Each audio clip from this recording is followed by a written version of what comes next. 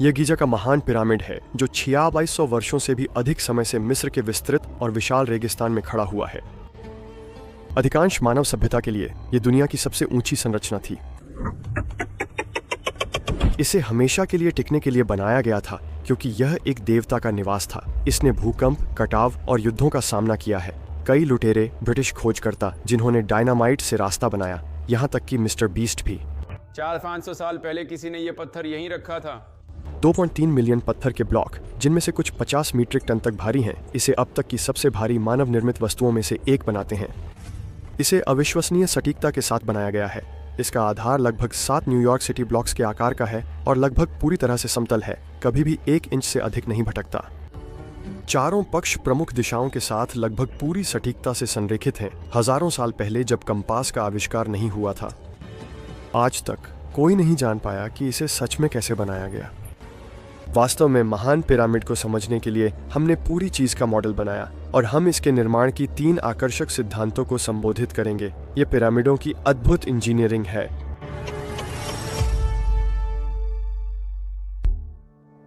यह खुफू हैं, प्राचीन मिस्र के एक फिरौन। वह इस ग्रह के सबसे धनी राष्ट्र के राजा हैं और वह एक देवता हैं। वह हमेशा जीवित रहेगा। उसे अपनी अमरता के लिए एक ऐसा घर चाहिए जो हमेशा बना रहे। इसे उसकी सारी संपत्ति को सुरक्षित रखने के लिए अत्यधिक सुरक्षित होना चाहिए और इसे अद्भुत भी दिखना चाहिए। उसके पिता स्नफेरू, जो एक देवता भी हैं, यहाँ दफन हैं। वह फिरौन है जिसने मिस्र को पिरामिड बनाना सिखाया, लेकिन उसके पिरामिड की रेखाएं पूरी तरह सही नहीं हैं। कुछ गड़बड़ हो गई। खुफू इससे बेहतर कर सकते हैं। वह मिस्र को और भी अधिक गौरव दिला सकता है। राष्ट्र अभी भी स्नफेरू की मृत्यु का शोक मना रहा है। खुफू लोगों को सबसे अविश्वसनीय परियोजना में शामिल कर उन्हें ऊपर उठाना चाहते हैं, जिसे मानवता ने कभी प्रयास किया है। फिर निश्चित रूप से वे उन्हें प्यार करेंगे और बाद में उनके पिता से ज्यादा याद करेंगे।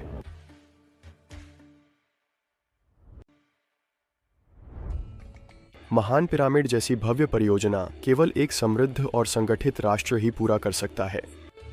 मिस्र का राष्ट्र वास्तव में ऐसा ही है, जिसका बड़ा श्रेय नील नदी को है। हर साल नील नदी उफान पर आती है और उपजाऊ मिट्टी से भूमि को समृद्ध बनाती है। यह प्राचीन मिस्र को अधिक फसल उगाने की क्षमता देता है, जिससे उसकी उत्पादन क्षमता बनी रहती है और एक स्थायी सेना को बनाए रखा जा सकता है। सेना अक्सर बाहर जाकर मिस्र के पड़ोसियों को आतंकित करती है, उनकी संपत्ति लूटकर फिरौन के लिए घर लाती है। तो खुफू के पास कुछ खास बनाने के लिए सभी पैसे हैं जिनकी उसे जरूरत है, लेकिन पैसा ही सब कुछ नहीं है। खुफू को एक समझदार वास्तुकार की भी जरूरत है जो उसके लिए ऐसा भवन डिजाइन करे जो उसे अनंत काल तक स्थापित कर सके। इस काम के लिए सिर्फ एक ही व्यक्ति है, खुफू का सौतेला भाई हेमियोनो। वह इस भूमिका के लिए जन्मा था, एक पीढ़ी में एक बार आने वाला प्रतिभाशाली। उसके पिरामिड का डिजाइन उसके पिता के नक्शेकदम पर नहीं चलेगा। यह हर तरह से उसे पार करेगा। वह एक पिरामिड की कल्पना करते हैं जो पहले के किसी भी पिरामिड से अधिक भव्य, जटिल और सुरक्षित होगा। वास्तुकला में एक सच्ची क्रांतिकारी छलांग। हेमियोनो मुख्यतः पत्थर से पिरामिड बनाने की सोच रहे हैं। अंदर 3 दफन कक्ष होंगे, जिनमें से प्रत्येक के लिए एक मार्ग होगा। पहला भूमिगत बनाया गया है ताकि अगर खुफू पिरामिड के निर्माण के दौरान जल्दी मर जाए। दूसरा एक झूठी दीवार के पीछे छिपा होगा ताकि कोई दौलत न लूट सके। तीसरे और सबसे ऊंचे दफन कक्ष की ओर एक भव्य गलियारा है जिसमें ऊंची कॉर्बल्ड छतें हैं। भव्य गैलरी। राजा का कक्ष बेहद अद्भुत होगा, हेमियोनो के लिए अपनी कला दिखाने का सुनहरा अवसर। यह प्राचीन मिस्र के लिए बहुत बड़ा होगा। इसे गुलाबी ग्रेनाइट के मोनोलिथ से बनाया जाएगा जो असवान से दूर से लाए जाएंगे। इन्हें इतनी सटीकता से फिट किया जाएगा कि उनके बीच रेजर ब्लेड भी नहीं डाला जा सकेगा। ग्रेनाइट सर्कोफेगस में खुफू को विश्राम के लिए रखा जाएगा। अंदर से पूरा होने के बाद पिरामिड को पूरी तरह से चिकनी सफेद चूना पत्थर से ढक दिया जाएगा। यह सूरज की रोशनी में चमकेगा और चांदनी में चमकेगा। अंत में एक सुनहरा शीर्ष पत्थर पिरामिडियन ऊपर रखा जाएगा। जब सब कुछ अपनी जगह पर आ जाएगा, खुफू अनंत काल के लिए तैयार होंगे। हेमियोनो के पास समय नहीं है। पिरामिड जल्दी बनाना चाहिए ताकि कम से कम एक दफन कक्ष तैयार हो, इससे पहले कि खुफू का शरीर मर जाए। हेनु पूरी परियोजना के लिए 20 साल की समय सीमा रखते हैं। वह गणना करता है कि महान पिरामिड बनाने के लिए करीब 25,000 निर्माताओं की जरूरत होगी, जो प्राचीन मिस्र की लगभग 10 लाख की जनसंख्या का बड़ा हिस्सा है। तो एक विशाल भर्ती अभियान की शुरुआत होती है, लेकिन उन्होंने यह कार्य कैसे किया? खैर, कोई नहीं जानता। ये बहस सदियों से चल रही है और शोधकर्ता लगातार नए पुरातात्विक साक्ष्य और अजीब इंजीनियरिंग विशेषताओं की खोज कर रहे हैं जो नए सिद्धांतों को जन्म देते हैं। कभी आधुनिक तकनीक के साथ तो कभी सिर्फ भाग्य के सहारे। ऐसे सिद्धांत हैं जो वैज्ञानिक अनुसंधान से समर्थित हैं, जिन्हें हम कवर करेंगे, और कई संदिग्ध सिद्धांत हैं जो जंगली अटकलों पर आधारित हैं, जिन्हें हम नजरअंदाज करेंगे। हमने मिस्र के रहस्य के बारे में 3 वैज्ञानिक सिद्धांतों को आसान, मध्यम और कठिन के क्रम में बांटा है।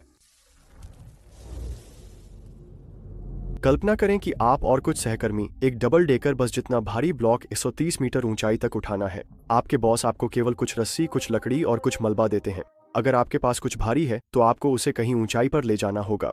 सबसे आसान तरीका है कि इसे एक ढलान पर खींचें। आप इसे रस्सी से बांधते हैं और जितने लोग ढलान पर आ सकते हैं वे सब मिलकर इसे ऊपर खींचते हैं। जैसे जैसे पिरामिड बढ़ता जाता है, रैंप को ऊंचाई बढ़ाने के लिए उठाया और बढ़ाया जाता। आसान, कोई जटिल उन्नत मशीनरी की आवश्यकता नहीं। अधिकांश मिस्रविदों ने पारंपरिक रूप से बाहरी रैंप सिद्धांत का समर्थन किया है। यह अब भी सबसे पसंदीदा तरीका है यह समझाने का कि निर्माताओं ने इसे कैसे किया। बहुत सारे पुरातात्विक प्रमाण हैं जो बताते हैं कि प्राचीन मिस्रवासियों ने निर्माण के लिए बड़े रैंप का उपयोग किया, लेकिन रैंप के आकार, आकृति और ढलान पर कोई सहमति नहीं है, क्योंकि एक निश्चित ऊंचाई के बाद बाहरी रैंप सिद्धांत काम नहीं करता। 2 टन ब्लॉक उठाने के लिए करीब 12 श्रमिकों की टीम चाहिए। जैसे जैसे पिरामिड ऊंचा होता है, रैंप अधिक खड़ी या शीर्ष तक पहुंचने के लिए लंबी होनी चाहिए। आप चाहेंगे कि वह ढलान जितना हो सके उतना कोमल हो, नहीं तो काम बहुत कठिन हो जाएगा और श्रमिक जल्दी थककर गिरने लगेंगे। श्रमिकों के अवशेष दिखाते हैं कि उनकी सेहत ठीक थी, लेकिन बहुत अच्छी नहीं। ये सामान्य लोग थे, कोई कुशल एथलीट नहीं। मेहनत के कारण कई 40 वर्ष से पहले ही मर गए। इंजीनियरों का मानना है कि औसत श्रमिकों के लिए काम पूरा करने के लिए 8% अधिकतम ढलान है। परिणाम स्वरूप रैंप को लंबा बनाना होगा।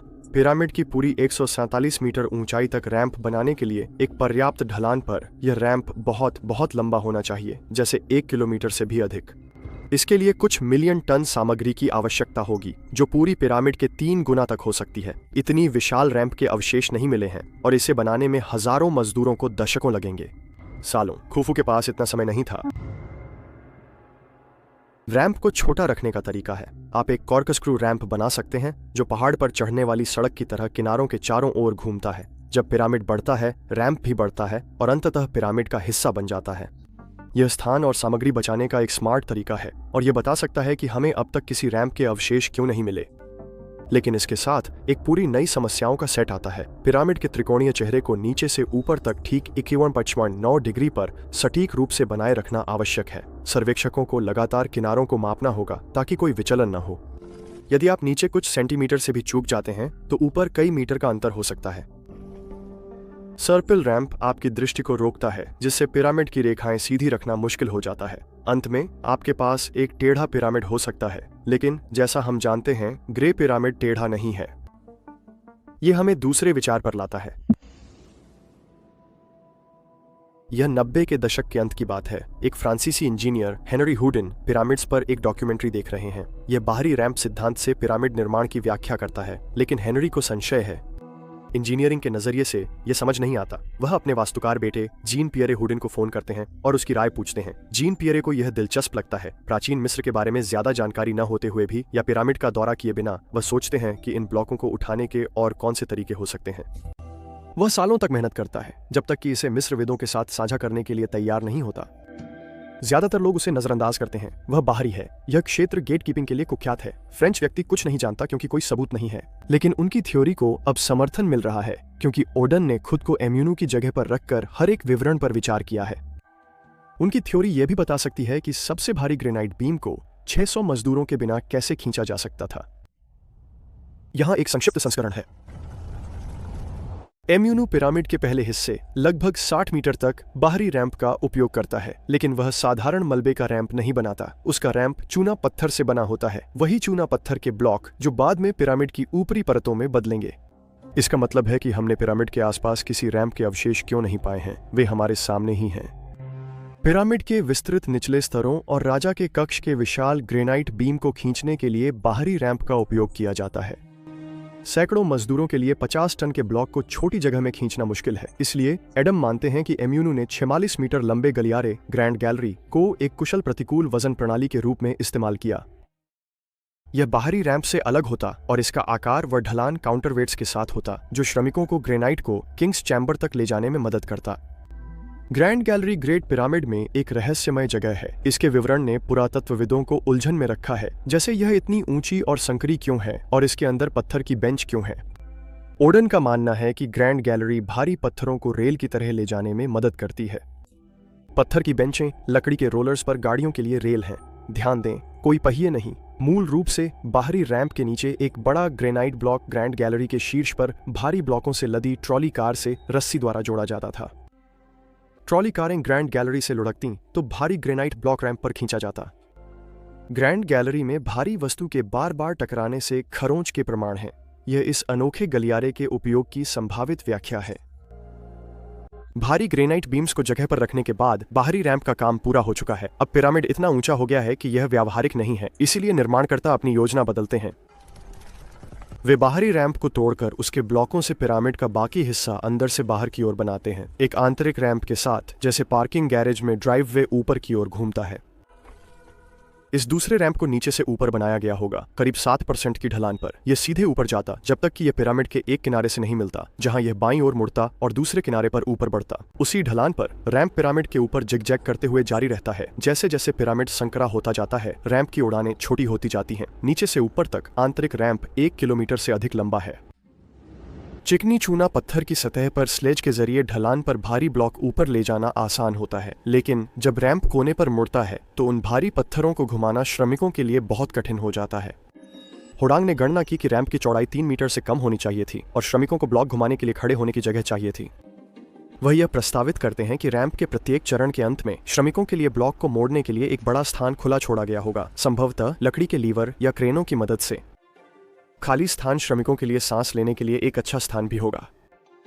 वास्तव में इनमें से एक स्थान का प्रमाण है। एक पहले से अनजाना निशान है जो ओडन की भविष्यवाणियों के अनुरूप है कि ये स्थान पिरामिड के लगभग 83 मीटर ऊपर कैसे दिखेंगे। ओडन के ग्रैंड गैलरी और आंतरिक रैंप के सिद्धांत पिरामिड की 2 सबसे बड़ी समस्याओं के लिए व्यवहार्य समाधान प्रदान करते हैं कि 2 टन के ब्लॉक को इतनी ऊंचाई तक कैसे उठाया गया और 50 टन के बीम को कैसे स्थानांतरित किया गया बिना सैकड़ों श्रमिकों के लिए जगह के। लेकिन अगर वह सही है तो रैंप का डिजाइन बहुत जटिल होता।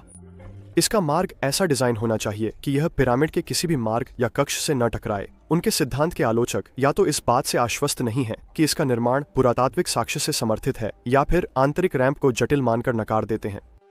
कई लोग मानते हैं कि बाहरी रैंप सिद्धांत अधिक संभावित है क्योंकि यह सरल है, लेकिन प्राचीन मिस्र की कारीगरी कई मामलों में असाधारण सटीकता दिखाती है। इस क्षमता को एक जटिल रैंप डिजाइन पर क्यों नहीं लागू किया जा सकता? और साथ ही उन्होंने पिरामिड कैसे बनाए, इस पर एक और परिष्कृत सिद्धांत पर विचार क्यों न करें? 2024 में कई समाचार पत्रों के लेखों ने घोषणा की कि पिरामिडों का रहस्य आखिरकार नई पुरातात्विक साक्ष्यों के कारण सुलझ गया। ऐसा प्रतीत होता है कि नील नदी ही इस रहस्य की कुंजी हो सकती है कि पिरामिड कैसे बनाए गए थे। आजकल गीजा पठार सहारा रेगिस्तान की शुष्क पट्टी में स्थित है, जो नील नदी के हरे भरे तटों से किलोमीटर दूर है। लेकिन जब पिरामिड बन रहे थे तब का दृश्य बहुत अलग दिख सकता था। 2024 के एक अध्ययन ने रडार सैटेलाइट इमेजरी को गहरी मिट्टी की कोरिंग तकनीकों के साथ जोड़ा। इस तरह इसने नील नदी की एक खोई हुई शाखा की पहचान की जो अधिकांश पिरामिडों के साथ बहती थी। पिरामिड निर्माताओं ने शायद इस शाखा का उपयोग भारी पत्थरों को सीधे पिरामिड के आधार तक लाने के लिए किया, बजाय दूर खदानों से खींचने के। शायद निर्माताओं ने ब्लॉकों को क्षैतिज रूप से ले जाने के लिए नाइल्स का उपयोग किया, लेकिन ऊर्ध्वाधर रूप से कैसे? 2024 से एक अन्य सहकर्मी समीक्षा अध्ययन एक दिलचस्प सिद्धांत प्रस्तुत करता है। यह एक कट्टरपंथी और विवादास्पद विचार पेश करता है। प्राचीन मिस्री भारी पत्थरों को उठाने के लिए हाइड्रोलिक शक्ति का उपयोग कर सकते थे। दूसरे शब्दों में, एक जल संचालित लिफ्ट। इस तरह की लिफ्ट का विचार नया नहीं है, लेकिन लंबे समय तक मान्यता प्राप्त मिस्रविदों ने ऐसी सिद्धांतों को हाशिए पर और अवैज्ञानिक माना, बस पिरामिडियनों द्वारा घड़ी गई अटकलें। वे सुनने में अच्छे लग सकते हैं, लेकिन उनके समर्थन में कोई प्रमाण नहीं था। शायद अब तक शोधकर्ताओं, जिनमें जल विज्ञानी, यांत्रिक अभियंता और भूगोलविद शामिल हैं, ने सबूत पाया है कि प्राचीन मिस्र के पिरामिड को तैरते लकड़ी के लिफ्ट से बनाया जा सकता था, जो भारी पत्थरों को कम मानव श्रम के साथ उठा सकता था। पानी की लिफ्ट कुछ इस तरह काम करती। वर्षा और बाढ़ का पानी पास के एक ढांचे में एकत्र किया जाता, जो एक बांध के रूप में काम करता। भूमिगत नलिकाओं की प्रणाली उस पानी को पिरामिड के नीचे से उसके केंद्रीय अक्ष के शाफ्ट में ले जाती है। ज्वालामुखी जैसा, यह आंतरिक शाफ्ट वह स्थान है जहां ऊपर की ओर गति बनती है। शाफ्ट के अंदर पानी पर तैरता एक भारी लकड़ी का मंच है, जिसे श्रमिक जमीन से भारी पत्थरों से लादते थे। फिर वे शाफ्ट के नीचे वाल्व खोलते और बंद करते, जिससे पानी अंदर बाहर होता। इस तरह पानी के स्तर को नियंत्रित करने से लकड़ी का मंच ऊपर नीचे होता। लिफ्ट की तरह वे मंच को 17 मीटर ऊंचाई तक उठा सकते थे। फिर श्रमिक पत्थरों को उतारते और पिरामिड को अंदर से बाहर बनाते। अध्ययन के प्रमुख लेखक कहते हैं कि उनका सिद्धांत यह भी समझा सकता है कि बाद के पिरामिड ग्रेट पिरामिड जितने बड़े क्यों नहीं बने। समय के साथ क्षेत्र की जलवायु सूखने से निर्माणकर्ताओं के लिए हाइड्रोलिक लिफ्ट के लिए पर्याप्त पानी इकट्ठा करना मुश्किल हो गया। उन्हें भारी पत्थरों को उठाने के लिए मानव शक्ति पर निर्भर रहना पड़ेगा। तो क्या यह सिद्धांत सही साबित होता है? विशेषज्ञ ज्यादातर संदेह में हैं। मिस्र विद्या के प्रमुख विशेषज्ञ जाही हवास कहते हैं कि यह सिद्धांत पूरी तरह से गलत है। अध्ययन में शामिल पिरामिड न केवल खुफू के महान पिरामिड से छोटा है, बल्कि संरचनात्मक रूप से भिन्न है और इसे कहीं हल्के पत्थरों से बनाया गया था। तो अगर खुफू का पिरामिड किसी प्रकार के जल लिफ्ट से बनाया गया होता तो उसे बड़ा होना चाहिए था, लेकिन शायद अधिक जटिल भी। अब तक महान पिरामिड में ऐसा कोई तुलनीय शाफ्ट मौजूद नहीं है। हालांकि प्राचीन मिस्र की पुरातात्विक खुदाई में हर जगह रैंप पाए जाते हैं, इसलिए सबसे सामान्य सिद्धांत किसी न किसी प्रकार के रैंप को प्रमुख निर्माण मॉडल के रूप में प्रस्तुत करते रहते हैं। इस पहेली के टुकड़ों को हल करने के लिए अन्य संभावित वैज्ञानिक सिद्धांत भी हैं। एक विशेषज्ञ ने कहा कि निर्माण समय कम करने के लिए कई छोटे रैंप सभी दिशाओं से इस्तेमाल हुए होंगे, लेकिन अब तक इस पर कोई सर्वमान्य सिद्धांत नहीं है कि यह कैसे हुआ। किसी भी स्थिति में इस रहस्य को सुलझाने के दावों के प्रति सतर्क रहना अच्छा है। हर कोई वही बनना चाहता है जो इसे समझ सके। महान पिरामिड विश्व के 7 आश्चर्यों में से अंतिम है जो हमारे पास बचा है। यह इतना पुराना है कि क्लियोपेट्रा भी इसे प्राचीन मानती थी, लेकिन हजारों वर्षों से मौजूद होने के बावजूद यह सच में अजीब है। हमें पिरामिडों के लिए कोई ब्लूप्रिंट नहीं मिला। प्राचीन मिस्रवासी दस्तावेज बनाने के प्रति बेहद जुनूनी थे। हमारे पास उनके कर रिकॉर्ड, प्रेम कविताएं, गधे के चारे की खरीद की रसीदें 4000 साल पहले की हैं, लेकिन पिरामिडों की योजनाओं वाले पपीरस नहीं मिले। योजनाएं खो गईं, छिपाई गईं या नष्ट की गईं, हम नहीं जानते। लेकिन जो हम जानते हैं और जो विज्ञान पुष्टि के करीब है, वह पहले से ही अविश्वसनीय है। 2017 में वैज्ञानिकों ने ग्रेट पिरामिड में एक रहस्यमय खाली जगह खोजी। अत्याधुनिक कण भौतिकी का उपयोग कर शोधकर्ता अब तक इन स्थानों तक नहीं पहुंच सके हैं। कुछ पुरातत्वविदों का मानना है कि बड़ा खाली स्थान रहस्यमय नहीं है, यह शायद केवल संरचनात्मक है, जिसे आंतरिक कक्षों के ढहने से बचाने के लिए तनावपूर्ण स्थान छोड़कर बनाया गया है। कुछ का मानना है कि इसने उदोन के ग्रैंड गैलरी काउंटरवेट सिस्टम के सिद्धांत को परिष्कृत करने में मदद की। अन्य लोगों के साथ मिस्र के प्रमुख पुरातत्वविद जाही हवास का सुझाव है कि यह खाली स्थान खुफू का असली दफन कक्ष हो सकता है, क्योंकि यह पिरामिडों का दूसरा बड़ा अनसुलझा रहस्य है। खुफू की मम्मी और उसकी सभी खजाने कभी नहीं मिले। इसका जो भी मकसद हो, यह बड़ा खाली स्थान दिखाता है कि महान पिरामिड को पूरी तरह समझने के लिए और जांच की जरूरत है।